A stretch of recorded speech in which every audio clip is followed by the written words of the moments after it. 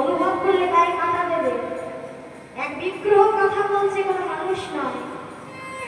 কে তোমার? লজ্জা করে না? তুমি আমায় বাবা বলে ডাকছো? ভক্তের অভিমান হয়েছে, ভগবানের প্রতি ভক্তের অভিমান হয়েছে। কে তোমার মা?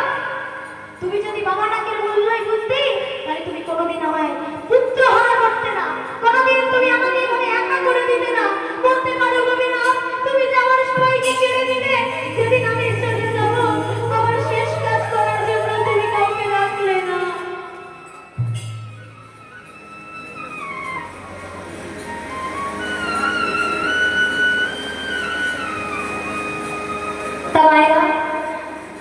আজকে দেখুন সেই গোপীনাথ আজকে হাঁটতে চলতে এলো দরজার সামনে।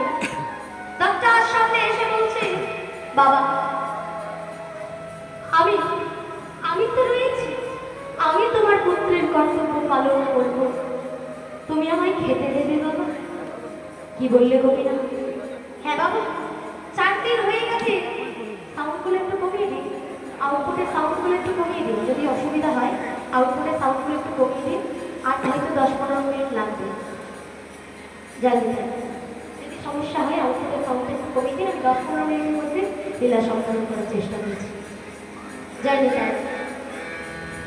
এই জায়গাটি বড্ড মানে এই লীলার মূল কেন্দ্র, তাই জন্য এই জায়গাটা আমি ফোন করে বাদ দিয়ে দিতে আমি পারি, আধুনিক করে বলে দিলে লীলা শেষ। হ্যাঁ, কিন্তু আমি চাইছি না যে মায়েরা এতক্ষণ মন দিয়ে শুনলেন, শেষে লীলাটুকু একটু ভালো করে শুনে নিন, মাহাত্ম্যটা শুনলেন করে বলি। আজ দেখুন সেই গোপীনাথ চলতে চলতে এসে বলে উঠল, বাবা আমি তোমার